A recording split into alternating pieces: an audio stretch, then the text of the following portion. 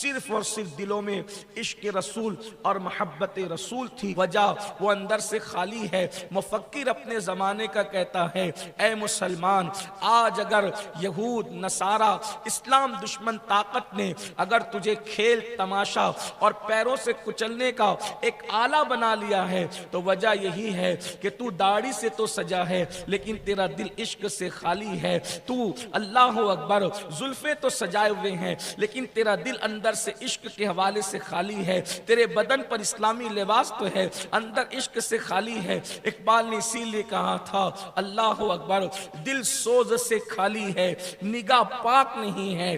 دل سوز سے خالی ہے، نگاہ پاک نہیں ہے۔ پھر اس پہ یہ بات کہ تو بے باک نہیں ہے۔ اللہ اکبر، ہم اندر سے خالی ہو گئے ہیں، اس لیے دنیا نے کھیل بنایا، تماشا بنایا۔ اللہ اکبر، پھر اسی عشق کی ضرورت ہے جو صحابہ کے دلوں میں تھا، اسی عشق کی ضرورت ہے جو تابعین کے دلوں میں تھا، اس عشق رسول کی ضرورت ہے جو اسلاف کے دل میں تھا۔ اللہ اکبر، اب آپ کہیں گے کہ آپ عشق رسول کی بات کر رہے ہیں تو کیا عشق ہمارے دلوں میں نہیں؟ محبت رسول ہمارے دلوں میں نہیں؟ رسول اللہ کا پیار ہمارے دلوں میں نہیں؟ آخر وہ کون بندہ ہے جو کلمہ بھی پڑھتا ہو اور رسول اللہ سے پیار نہ کرتا ہو، حضور سے عشق نہ کرتا ہو؟ یاد رکھنا، میں نے یہ کب کہا کہ آپ کے دل میں عشق نہیں؟ میں نے یہ کب کہا کہ کلمہ پڑھنے والوں کے دل میں عشق نہیں؟ میں تو یہ کہنا چاہتا ہوں، جیسا عشق صحابہ کے پاس تھا ویسا عشق آج ہمارے پاس نہیں، جیسا عشق تابعین کے پاس تھا ویسا عشق ہمارے پاس نہیں۔ آئیے ہم سب اپنے آپ کو عاشق رسول کہتے ہیں، آئیے پوچھتے ہیں، آئینے میں دیکھتے ہیں، اسلاف کی تعلیمات کی روشنی میں، احادیث کی تعلیمات کی روشنی میں عاشق رسول کون؟ اور ایک بات آپ کو بتاؤں میرے آقا علیہ السلام کے پیارے دیوانوں، جو عاشق بنتا ہے وہ سب کچھ بن جاتا ہے۔ دیکھیے اللہ کے مقبول بندوں کی دو قسم ہے۔ اب آئیے بہت خاص بات کی طرف چلتے ہیں۔ اللہ کے مقبول بندوں کی دو قسم ہے، ایک زاہد ہے، ایک عاشق ہے۔ زاہد بھی اللہ کا محبوب ہے اور عاشق بھی اللہ کا محبوب ہے، لیکن زاہد اور عاشق میں فرق کیا ہے؟ زاہد جو ہوتا ہے وہ خوف زدہ ہوتا ہے اور عاشق جو ہوتا ہے وہ بے خوف ہوتا ہے۔ زاہد خوف میں رہتا ہے، عاشق مچلتا رہتا ہے۔ مثال کے طور پر آپ دیکھیں، اللہ اکبر، زاہدوں کا حال یہ ہے کہ وہ خوف سے رو رہے ہیں، عاشقوں کا حال یہ ہے وہ شوق سے رو رہے ہیں۔ اللہ اکبر، پھر زاہد منزل پر پہنچے گا یا نہیں پہنچے گا اس کی کوئی گارنٹی نہیں ہے، لیکن عاشق جہاں بیٹھ جاتا ہے منزل اس کے پاس چل کر کے خود آ جایا کرتی ہے۔ اسی لیے عارف رومی نے کہا تھا، اگر تو عاشق بن جائے گا تو تو سب کچھ بن جائے گا۔ اللہ اکبر، آئیے عشق کی بات آئی، حالانکہ میرا عنوان آج وہ نہیں، میں عاشق کون ہے اس پر بات کرنا چاہتا ہوں، لیکن بات عشق کی آئی تو ایک بات آپ کو بتاؤں، جس کے دل میں اللہ رسول کا عشق ہے اسی کا دل دل ہے، اسی کا قلب قلب ہے، اور وہی دل دل کہلانے کے قابل ہے۔ اگر دل میں عشق الہی نہیں، عشق رسول نہیں، تو پھر وہ سوائے گوشت کے لوتھڑے کے کچھ نہیں ہے۔ کتے کے سینے میں بھی جو لوتھڑا لٹک رہا ہے وہی آپ اور ہمارے سینے میں ہے اگر عشق نہیں۔ سور اور بکری کے سینے میں جو گوشت کا لوتھڑا لٹک رہا ہے اگر عشق نہیں ہے تو گوشت کے لوتھڑے کے سوا کچھ نہیں ہے، اور عشق ہے تو پھر آپ کا دل وہ ہے کہ عرش بھی آپ کے دل کو رشک کی نگاہ سے دیکھتا ہے۔ میرے امام کہتے ہیں، دل ہے وہ دل جو تیری یاد سے معمور رہا، دل ہے وہ دل جو تیری یاد سے معمور رہا، سر ہے وہ سر جو تیرے قدموں پہ قربان گیا، آہ وہ آنکھ کہ ناکام تمنا ہی رہی، ہائے وہ دل جو تیرے در سے پر ارمان گیا۔ اور جب یہ نصیب ہوتا ہے تو پھر انسان مچل کر کہتا ہے، انہیں جانا انہیں مانا، نہ رکھا غیر سے کام، انہیں جانا صرف انہیں جانا انہیں مانا، نہ رکھا غیر سے کام، للہ الحمد میں دنیا سے مسلمان گیا۔ عشق کی بات ہے، اگر جس کے سینے میں عشق پیدا ہو، امام اہل سنت مقال العرفاء میں لکھتے ہیں، اس کا مفہوم پیش کریں، کہ سلطان العارفین حضرت سیدنا بایزید بسطامی رحمت اللہ علیہ دونوں گھٹنوں کو زمین پہ رکھ کر آسمان کی طرف دیکھ رہے ہیں اور آپ کی آنکھ سے خون کے آنسو نکل رہے ہیں۔ خون کے آنسوؤں کی مثال آپ نے اور ہم نے سنی ہوگی، لیکن کبھی خون کے آنسو آپ نے دیکھا نہیں۔ وجہ لوگ چیٹنگ بازیاں کرتے ہیں تو آنسو کیسے آئیں گے، اور آنسو اگر آئے تو آدمی کو نکالنا پڑتا ہے، لیکن جب واقعی یہ دل دھونی رماتا ہے اور عشق میں جلتا ہے تو پھر خون کے آنسو نکلتے ہیں، نکلے ہیں۔ کوئی کہانی قصہ سمجھے تو الگ بات ہے، لیکن وہ لوگ جو بچے ہیں وہ سمندر کے کنارے کھڑے ہو کر کہیں اس میں پانی کے سوا کچھ نہیں ہے، لیکن اگر کوئی غواص ہو تو وہ کہے کہ بچے یہ پانی نہیں، اس کے اندر تو اور بھی خزانے ہیں۔ لیکن اگر کوئی جوہر شناس ہو تو پھر وہ کہے کہ اس کے اندر صدف بھی، اور صدف کے اندر پھر اس کے شکم میں موتی بھی۔ لیکن ہر ایک کے دیکھنے کا انداز اور مزاج الگ الگ ہے۔ تو سلطان العارفین بایزید بسطامی رحمت اللہ علیہ، سلطان العارفین بایزید کون ہے؟ بایزید اس بزرگ کا نام ہے جن کے بارے میں سید الطائفہ طاؤس العلماء حضرت سیدنا جنید بغدادی فرماتے ہیں کہ جو مقام اللہ نے جبریل کو فرشتوں میں عطا کیا ہے، ولیوں میں وہ مقام اللہ نے سلطان العارفین بایزید بسطامی کو عطا کیا۔ کچھ لوگ ان کے نام سے دھوکہ کھاتے ہیں، کہتے ہیں کہ یہ بایزید کیوں؟ تو دراصل بایزید ایک اصطلاح ہے، اور اس اصطلاح کے اندر خوبصورت انسان کو بایزید کہا جائے۔ یہ یزید کے ابا کے معنی میں نہیں، اس لیے کہ ایک لفظ کے کئی معنی ہوتے ہیں۔ جیسے میاں کا ایک معنی ہوتا ہے بزرگ کے، میاں کا ایک معنی ہوتا ہے بوڑھے کے، میاں کا ایک معنی ہوتا ہے بدکاری کے دلال کے، تو معنی الگ الگ۔ اسی طرح خواجہ کے بھی الگ الگ معنی ہوتے ہیں۔ تو مگر چونکہ علم بغیر کنارے کا سمندر ہے، جو صرف دو چار اوراق لے کر کے بیٹھے گا وہ لکیر کا فقیر ہوگا، لیکن چونکہ یہ سلسلہ ہے اہل سنت و جماعت کے پاس، علم کا ایک سلسلہ ہے جو صفا کے چبوترے سے شروع ہوتا اور یہاں ختم ہوتا، اور یہ سلسلہ بھی آگے اور چلتا رہے، یہ کڑیاں در کڑیاں ملی ہوئی ہے۔ تو یہاں یہ بایزید یزید کے ابا کے معنی میں نہیں، بلکہ خوبصورت جوان کے معنی میں۔ آپ اس کو جا کر کے لغت میں تلاش کریں تو آپ کو پتہ چلے گا۔ تو عرض کیا کر رہا تھا کہ ان کا اصل نام تیفور ہے، اصل نام ان کا تیفور ہے، اور بہت خوبصورت تھے، اس لیے ان کو ابا یزید بھی کہا گیا، با یزید بھی کہا گیا۔ تو گھٹنے زمین پہ رکھ کر آسمان کی طرف دیکھ رہے ہیں اور خون کے آنسو رو رہے ہیں۔ ایک مرید آتا ہے، مرید دیکھ کر کے کہتا ہے حضور آپ رو رہے ہیں، رونے کی وجہ کیا ہے؟ اور وہ بھی خون کے آنسو رو رہے ہیں۔ تو سلطان العارفین بایزید بسطامی فرماتے ہیں بیٹا 2 قدم میں عرش پر گیا تھا۔ اندازہ کریں، عروج آدم خاکی سے انجم سہمے جاتے ہیں کہ یہ ٹوٹا ہوا تارا مہ کامل نہ بن جائے۔ ہمارے ملک نے چندریان کو اس مہم کو سر کیا، ہمارے بھارت کا بہت خوش آئند ہے، بہت اچھی بات ہے، ہمارے بھارت کو اللہ نظر بد سے بچائے۔ ایک مشین کو چاند پر پہنچا کر انسان اتنا خوش ہے۔ محمد الرسول اللہ کے غلاموں کی شان یہ ہے کہ وہ چاند کے اوپر بھی گئے، اور وہ بھی 2 قدم میں گئے۔ آپ پتہ کریں کہ حضور کی غلامی کہاں پہنچاتی ہے انسان،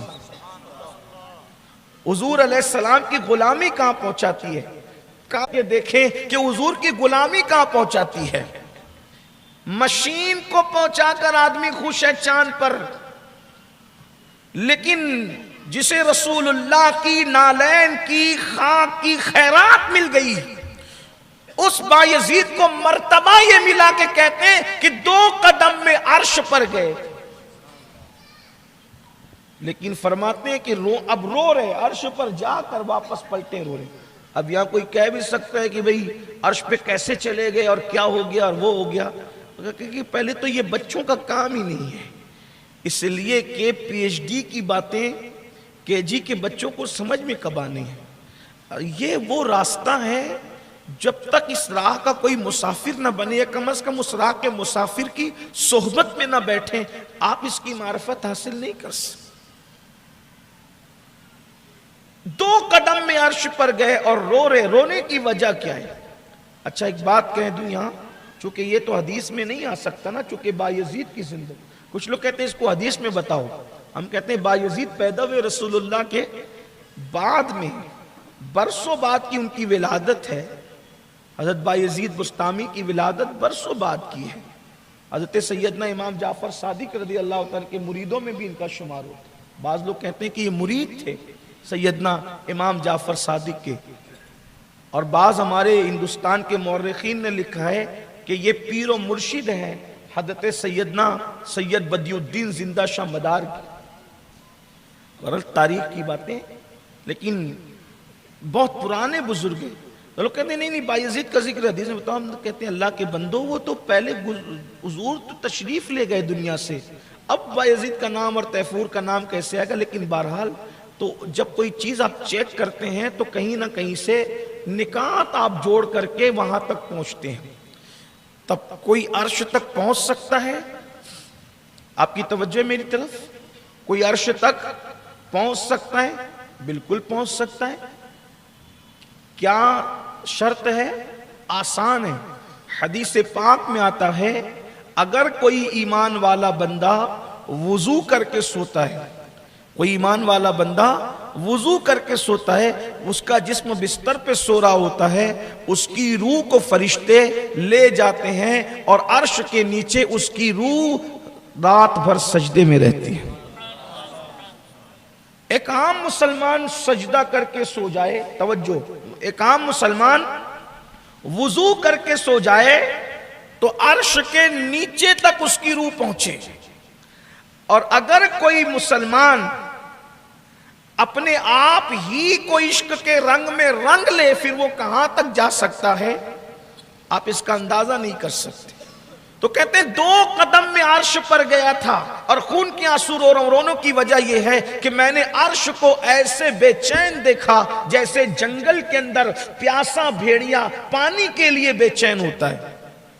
میں نے عرش کو ایسے بے چین پایا جیسے پیاسا بھیڑیا پانی کے لیے بے چین ہوتا ہے۔ تو میں نے عرش سے پوچھا اے عرش تو بے چین ہے کس کی تلاش میں ہے؟ تو عرش نے جواب دیا بایزید یار کی تلاش ہے، یار کو ڈھونڈ رہا ہوں۔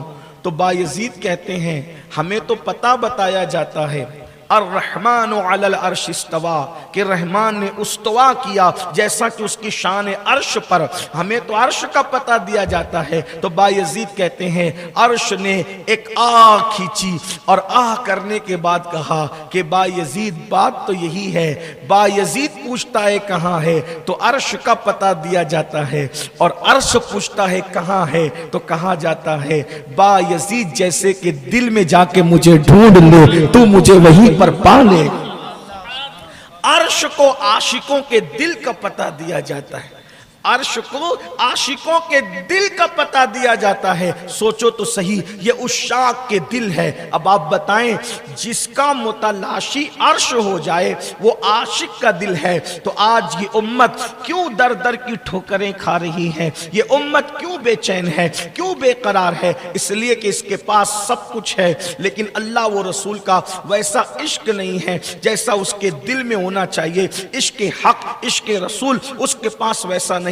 گانوں کی محبت میں مبتلا، غزلوں کی محبت میں مبتلا، مال کی محبت میں مبتلا، کاروبار کی محبت میں مبتلا، جرائم کی محبت میں مبتلا۔ اللہ رسول کا پیار کب ہے؟ تب ہر مسلمان، ہر انسان کہتا ہے مولانا میں عاشق رسول ہوں۔ تو ہمارے بزرگوں نے فرمایا عشق کی 3 نشانیاں ہیں، جن میں 3 نشانی دیکھو سمجھ جاؤ وہ عاشق رسول ہے۔ 3 نشانیاں ہوتی ہے عاشق کے اندر۔ سب سے پہلی نشانی یہ ہوتی ہے جو جس سے عشق کرتا ہے وہ اس کا ذکر کثرت سے کرتا ہے، جو جس سے عشق کرتا ہے وہ اس کا ذکر کثرت سے کرتا ہے۔ اب یہاں پر ان تین اصولوں کے درمیان آپ اپنے آپ میں سوچیں، اپنے آپ میں ڈوب کر سوچیں، اس کے آئینے کے اندر دیکھیں۔ بتاؤ، عاشق رسول ہونا، محبت رسول کا دعویٰ ہے، عشق رسول کا دعویٰ ہے۔ بتاؤ میرے بھائی، ہم حضور کو کب یاد کرتے ہیں؟ اللہ کے رسول کا ذکر کب کرتے ہیں؟ دوستوں میں بیٹھا تو کوئی پکچر کی سٹوری سنا رہا ہے، دوستوں میں بیٹھا تو کوئی جو ہے وہ غیبت کر رہا ہے، کوئی کسی کی چگلی کر رہا ہے، کوئی کسی کا مذاق اڑا رہا ہے، کوئی پڑوسی کا رونا رو رہا ہے، استاد کا کوئی رونا رو رہا ہے، کوئی شاگرد کا رونا رو رہا ہے۔ مجھے بتاؤ، کیا کبھی اپنے نبی کا ذکر کرتے ہو؟ کیا کبھی اپنے آقا کا ذکر کرتے ہو؟ اللہ اکبر۔ آئیے ذکر رسول کرنے کا آسان طریقہ، ذکر رسول بھی ہو اور ذکر الہی بھی ہو، روزانہ کم سے کم امتی ہونے کی حیثیت سے اپنے آقا صلی اللہ علیہ وآلہ وسلم پر 500 مرتبہ درود شریف پڑھنے کی عادت بنائیے، کم سے کم 500 بار پڑھیے۔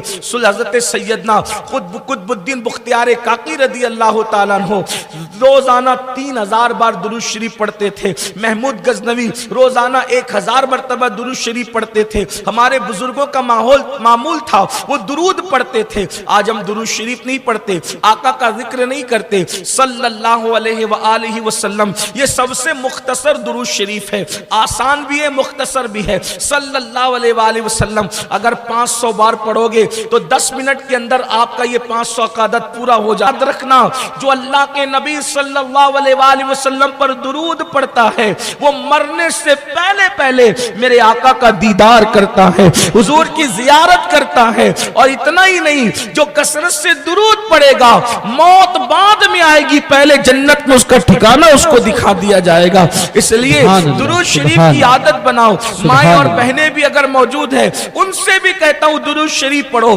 کھانا بناؤ درود پڑھتے ہوئے بناؤ، اور کام کرو درود پڑھتے ہوئے کرو، درود شریف کے رنگ میں ڈوب جاؤ، درود شریف پڑھو۔ اس لیے کہ لوگ کہتے ہیں مولانا کوئی تعویذ، کوئی بندش، کوئی یہ، کوئی وہ، کوئی اللہ، کوئی فلاں۔ میں کہتا ہوں ہر درد کی دوا ہے صلی علی محمد، تعویذ ہر بلا ہے صلی علی محمد۔ حضور کا نام نامی آئے تو درود پڑھو، آقا کا ذکر کرو۔ تو عشق کی پہلی نشانی یہ ہے، عشق کی پہلی علامت یہ ہے، جو جس سے عشق کرتا ہے اس کا ذکر کرتا ہے۔ بتاؤ، کئی دن گزر جاتے ہیں کہ ہم اپنے آقا کا ذکر کرتے ہیں، ہم اپنے حضور کا ذکر کرتے ہیں۔ ایک بات بتاؤں مسلمانوں، آقا اتنے اچھے ہیں، اگر ان کا ذکر کرو تو آپ بھی لوگوں کو اچھے لگیں گے۔ کتنے اچھے ہیں میرے آقا، واللہ ان جیسا تو کوئی ہے ہی نہیں، نہ حسن میں کوئی ہے، نہ جمال میں کوئی ہے، نہ کمال میں کوئی ہے۔ قد رانا ان کا بے مثال، تکلم فرمانا بے مثال، تبسم ہونا بے مثال، چلنا بے مثال، اٹھنا بے مثال، بیٹھنا بے مثال۔ تیری سیرت، تیری صورت زمانے سے نرالی ہے، تیری سیرت، تیری صورت زمانے سے نرالی ہے، تیری ہر ادا پیارے دلیل بے مثالی ہے۔ جب صحابہ کرام بیٹھا کرتے تھے تو حضور علیہ السلام کا ذکر کیا کرتے تھے اور کثرت سے ذکر کیا کرتے تھے۔ آئیے ہم بھی حضور کا ذکر کریں۔ ایک بات آپ کو بتاؤں، سب کو نبی کے ذکر کی توفیق نہیں ہوتی، پہلے حضور یاد کرتے ہیں پھر لوگوں کو ذکر رسول کی توفیق ہوتی ہے۔ اللہ اکبر۔ میرے عزیز بھائیوں، آج ہمارا ذکر مدینے میں ہوا ہے، تب ہم ان کے ذکر کی محفل لے کر کے بیٹھ گئے ہیں۔ جب کہیں سے بھی نہیں ملتی ہے سکون کی دولت، تیرے دیوانے تیری محفل کو سجا لیتے ہیں۔ اللہ اکبر۔ صحابہ کیسے ذکر کرتے تھے؟ جب وہ بیٹھتے تھے نا تو آقا علیہ السلام کے ہولیے کا کوئی ذکر کرتا تھا۔ آئیے وہ ذکر میں آپ کے سامنے چھیڑوں۔ مبلغ اسلام، مدینہ منورہ کے پہلے داعی اسلام، مدینہ منورہ کے پہلے مبلغ جن کو میرے آقا نے مدینہ شریف کا مبلغ بنا کر بھیجا تھا، حضرت سیدنا مصعب ابن عمیر رضی اللہ تعالی۔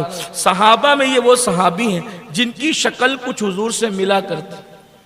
حضرت سعد ابن عبادہ، سعد ابن معاذ، یہ حضرات اور کچھ اصحاب ابھی حضور مدینہ شریف نہیں آئے ہیں، ابھی آقا مدینہ منورہ نہیں آئے، مکہ شریف میں ہجرت نہیں ہوئی ہے۔ حضرت مصعب ابن عمیر حضور علیہ السلام کے حکم پر دین سکھانے کے لیے مدینہ شریف آئے۔ سارے صحابہ بیٹھے ہوئے ہیں اور کہتے ہیں کاش جلدی حج کا موسم آئے، جلدی حج کا موسم آئے تو حج کے بہانے ہم مکے جائیں اور حضور کا دیدار کر لیں۔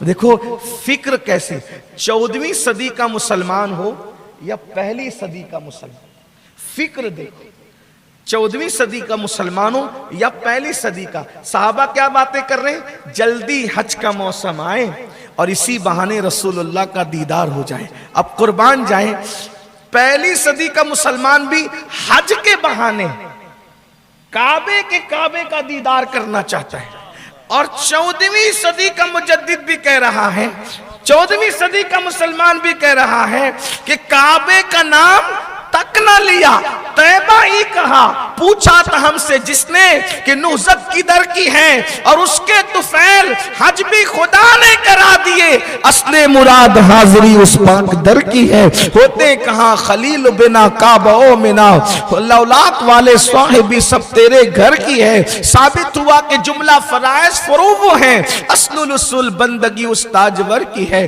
ایک صحابی جب کہتے ہیں کہ کاش حج کا موسم آئے اور جلدی مکہ جائے اور حضور کی زیارت کریں، تو حضرت مصعب کہتے ہیں جلدی یہ دن گزر جائیں گے اور حج کی ایام آئیں گے. کوئی کہتا ہے دن کٹتے نہیں کٹتے، دن کاٹتے نہیں کٹتے، کب وہ وقت آئے گا کہ منی کی وادیوں میں، مزدلفہ کی وادیوں میں آمنہ کے لال کا دیدار ہوگا.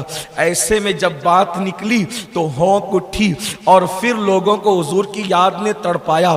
تو لوگوں نے کہا مصعب تم نے میرے آقا کو دیکھا ہے، تم نے حضور کو دیکھا ہے، ذرا بیان کرو نا حضور کیسے تھے، آقا کیسے تھے. پتہ ہے حضرت سیدنا مصعب ابن عمیر پلتی مار کر بیٹھے تھے. دیکھو یہ صحابہ ہیں، یہ صحابہ ہیں. میری قوم کے جوانوں، جب تک امت کے اندر یہ جوت نہیں جگے گی، جب تک امت کے اندر عشق کا یہ مزاج پیدا نہیں ہوگا، یہ امت نہ کبھی وحدت کی طرف آ سکتی ہے، نہ کبھی یہ امت کامیابی کی راہ پر جا سکتی ہے. اب حضرت مصعب ابن عمیر اپنے پلتی مار کر بیٹھے تھے، فوراً پلتی ختم کی اور دو زانوں ہو کر کے بیٹھ گئے، اور بیٹھنے کے بعد پھر اس کے بعد سر جھکا لیا. توجہ کریں کیا انداز ہے. حلیہ رسول بیان کرنے کے لیے لوگ کہہ رہے ہیں کہ مسلمان کہہ رہے ہیں. ابھی انہوں نے کچھ لوگوں نے دیکھا حضور کو، کچھ نے نہیں دیکھا. کچھ حضرت مصعب کے ہاتھ میں مسلمان ہوئے، کچھ سعد ابن عبادہ کے ہاتھ میں مسلمان ہوئے. آقا ہجرت نہیں کی ابھی آقا علیہ السلام نے، اور ان سے کہہ رہے ہیں بتاؤ نا آپ نے آقا کو دیکھا ہے، حضور کو دیکھا ہے، ہمیں حضور کی یاد آئی ہے، بتاؤ اللہ کے رسول کیسے ہیں. دو زانوں ہو گئے، تھوڑی دیر کے لیے سر جھکا لیا، اور سر جھکا کر گویا کہ دماغ میں حلیہ رسول لا رہے ہیں کہ حضور کیسے ہیں. اب بیان کرتے ہیں حضرت مصعب ابن عمیر، اس روایت کو میں اپنے الفاظ کے جامع میں پیش کر رہا ہوں. فرماتے ہیں لوگوں کیا بتاؤں حضور کیسے ہیں. کہتے ہیں ان جیسا کوئی نہیں ہے. دیکھو کہتے ہیں ان جیسا کوئی نہیں ہے. ان کا قد زیبا ہے، نہ بہت لمبے ہیں نہ چھوٹے قد کے ہیں، بلکہ ان کا درمیانہ قد ہے، ان کا قد درمیانہ ہے. لیکن معجزہ یہ ہے درمیانے قد کے، لمبے نہیں ہے، چھوٹے قد کے نہیں ہے، میانہ قد کے ہیں. مگر معجزہ یہ ہے کہ لمبے سے لمبا آدمی اگر ان کے بازو میں آ کے کھڑا ہو جاتا ہے تو حضور کا قد اس سے بھی اونچا نظر آتا ہے. کسی کا قد حضور سے اونچا نہیں ہو پاتا، حالانکہ ہے میانہ قد. اللہ اکبر. پھر کہتے ہیں حضور کا چہرہ جو ہے وہ گورا گورا ہے، اور اس گورے کے اندر گلابی ہلکا سا رنگ ملا ہوا ہے، جس کو ملاحت کہتے ہیں. کہ کیا کہتے ہیں اس کو؟ ملاحت. ایک ہوتا ہے ایک دم بھورا بھورا سفید رنگ، جس کو دیکھ کر کے ڈر لگتا ہے، یا جس کو دیکھ کر کے آنکھیں جو ہے وہ بے چین ہو جاتی ہے. بہت دیر تک کے بھورے لوگوں کو جن کے بہت سفید چہرے ہوتے ہیں دیکھ کر مزہ نہیں آتا. اور کچھ لوگ ہوتے ہیں بالکل لال لال ہوتے ہیں گاجر کی طرح، ان کو بھی دیکھ کر کے عجیب سا لگتا ہے. حضور علیہ السلام کی شان تھی سفیدی میں سرخی ملی ہوئی تھی، اس کو کہتے ہیں ملاحت. اسی لیے آقا علیہ السلام سے جب اماں عائشہ نے پوچھا یا رسول اللہ آپ زیادہ حسین ہیں یا یوسف زیادہ حسین تھے، دونوں میں خوبصورت زیادہ کون ہے؟ تو میرے آقا نے فرمایا عائشہ میرے حسن میں نمک ہے، نمک، ملاحت. اسی لیے میرے امام کہتے ہیں حسن کھاتا ہے جس کے نمک کی قسم، حسن کھاتا ہے جس کے نمک کی قسم، وہ ملیح دلارا ہمارا نبی، وہ ولی ہے دلارا ہمارا نبی. کہتے ہیں کہ حضور کے حسن میں سفیدی کے ساتھ سرخی گلابی پن ہلکا سا ملا ہوا ہے. تھوڑا تصور میں لائیے, اگر آپ کا تصور کام کر گیا شاید آج کی یہ محفل بڑی کامیاب ہوگی. اللہ اکبر.